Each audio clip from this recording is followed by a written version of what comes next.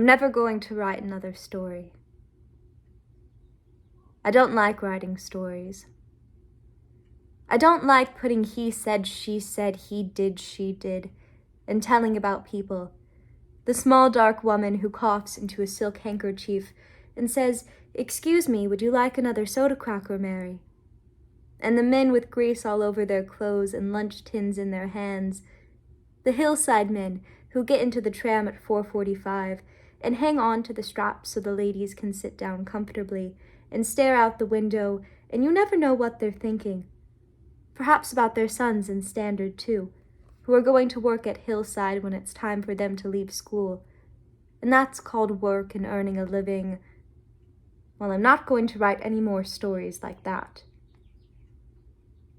I'm not going to write about the snow and the curly chrysanthemums peeping out of the snow, and the women saying how lovely every cloud has a silver lining.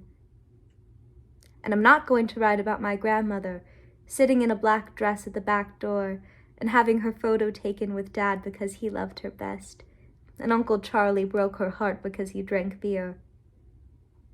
I'm never going to write another story after this one.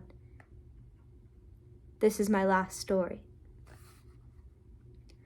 I'm not going to write about the woman upstairs and the little girl who bangs her head against the wall and can't talk yet, though she's 5 and you would have think she'd have started by now. And I'm not going to write about Harry, who's got a copy of We Were the Rats under his pillow, and I suppose that's called Experience of Life. And about George Street and Princes Street and the trams up to 12. I'm not going to write about my family house in Oamaru, the queerest little house I've ever seen, with trees all round it, oaks and willows and silver birches and apple trees that are like a fairy tale in October, and ducks waggling their legs in the air, and swamp hens in evening dresses, navy blue with red at the neck, nice and boogie-woogie, and cats that have kittens without being ethical. And my sister, who's in the 6th form at school, and talks about A Brave New World and Aldous Huxley and D.H. Lawrence, and asks me, is it love? It must be love, because when we were standing on the bridge, she said,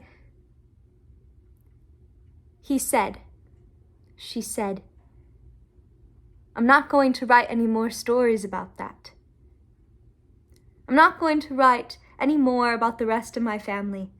My other sister who teaches and doesn't like teaching, though why on earth if you don't like it, they say. That's Isabel. And when it's raining hard outside and I think of 40 days and 40 nights and an ark being built, when it's dark outside and the rain is tangled up in the trees, Isabel comes up to me. And her eyes are so sad. What about the fowls? The fowls, I can see them with their feathers dripping wet, and perches are such cold places to sleep. My sister has a heart of gold. That's how they express things like that. Well, I'm not going to do any more expressing. This is my last story. And I'm going to put 3 dots with my typewriter impressively, and then I'm going to begin.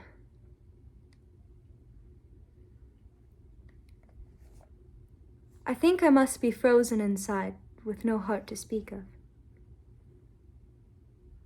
I think I've got the wrong way of looking at life.